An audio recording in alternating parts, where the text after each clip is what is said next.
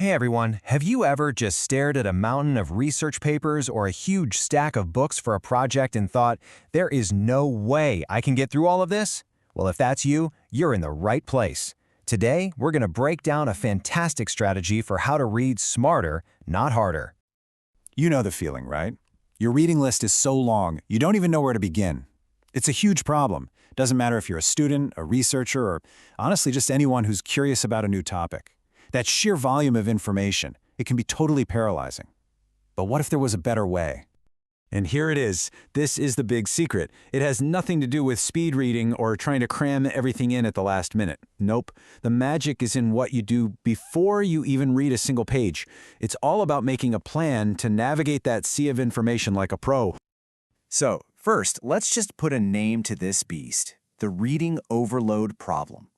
It's that feeling of way too much to read, not nearly enough time. And the solution isn't to just read faster, it's to have a rock-solid plan. So, let's think of this as your pre-reading battle plan. This is where you go on the offensive. It's an active three-step process that flips the script. You stop being a passive reader and become a strategic researcher. Trust me, this is going to save you countless hours and make sure you're only focusing on what's really important. So, here's our roadmap. The whole battle plan has 3 main steps, and you do all of them before you even think about deep reading. First, we're going to outline our goals. Second, we'll balance our sources. And third, we'll prioritize that massive reading list. Let's dig into each one. Okay, step 1 starts right here. We're going to create an outline, but not just any outline. We're building it around what the source material calls variables. I know, it sounds a little academic, but stick with me. This is basically a structured framework that's going to guide every single decision you make from here on out. It's all about knowing what you're looking for before you even start looking. And this is way simpler than it sounds. It really just breaks down into 3 parts. You have your dependent variable, that's your main topic, the what. Then you've got your independent variable, that's the cause, the why. And finally, the relationship, which is, you guessed it, how the two are connected. Just thinking this way immediately gives your research a laser focus. All right, with our outline ready to go, we can move on to step 2, balancing your sources. Once you know the structure of what you're looking for, you've got to make sure your reading list actually covers all the bases. You really don't want to have like 20 sources for one part of your outline and just one for another. And this slide shows you exactly what I'm talking about. On the left, you see an unbalanced list, all clumped up. The goal is to get to what's on the right, a nice, even, balanced distribution of sources across all the different sections of your outline. So how do you actually do this? It's almost laughably simple. You literally just count them up. Go through your list of articles and books, and for each one, assign it to a section in your outline. This super quick tally will instantly show you where your gaps are and where you might be overdoing it. Okay, now for what I think is the most powerful part of this whole battle plan, the smart skimming technique. This is the secret weapon for prioritizing your reading list and figuring out which of those documents are actually worth your time. And let's be crystal clear about something. We are not reading yet. Not really. The whole point of skimming is to make a fast but informed decision about whether a document is relevant. Think of it like a triage system for your reading list. And here they are, the 4 golden spots you need to hit in any academic paper or article. To size up any document in just a couple of minutes, you only need to look at 4 places: the abstract, the conclusion, the introduction, and, if you're still on the fence, the first paragraph of each section. That is it. First up is the abstract. Honestly, this is your best friend. It's a 1-paragraph summary of the entire paper. The research question, the methods, the findings, the whole shebang. If a paper is going to be useful to you, you'll almost always know it from the abstract alone. Next, I want you to jump all the way to the end and read the conclusion.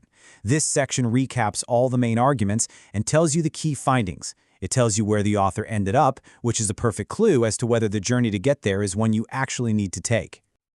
Now, if you're still not sure, head back to the beginning and check out the introduction. You want to pay really close attention to that last paragraph. Why? Because it often works like a mini outline for the whole document, telling you exactly what's covered section by section. And finally, if a document has passed the first 3 checks but you're still undecided, here's your last move. Quickly read just the first paragraph of each major section. This gives you a high-level map of the whole paper without ever getting lost in the weeds. So, After you've used this smart skimming technique on all your sources, you're finally ready for the last part of this whole plan, sorting all of those documents into 2 simple, super actionable piles. And this is what your intimidating bibliography turns into. It's not one giant, scary list anymore. It's now neatly sorted into 2 clean categories, the must-reads and the might-reads. Just doing this brings so much clarity to the whole process. So how do you decide what goes where? The rule is incredibly simple. If a document is directly and crucially important to a section of your outline, it's a must-read. You're going to read these first, no question. But if it's just kind of interesting or maybe related in a roundabout way, it's a might-read. You'll only get to these if you have extra time. And I really want this quote to sink in because it is so important. This comes straight from the source material, and I want you to think of it as permission to be efficient. You are not supposed to read everything. In fact, the smartest researchers know they'll probably only read a small fraction of what they find. The whole key is reading the right fraction. So, as we wrap this up, if you remember just one thing, I want it to be this number, 4. It is the key to this entire system. 4. 4 key places to look in any document to decide if it's worth your time. The abstract, the conclusion, the introduction, and those first paragraphs. If you can master that 4-step skim, I promise you, you will save yourself an incredible amount of time and energy. You see, this pre-reading battle plan doesn't just help you finish one project. It gives you the confidence to tackle any complex topic that comes your way. It puts you back in control of the information. So the real question is this: now that you can read smarter, not harder, what will you learn next?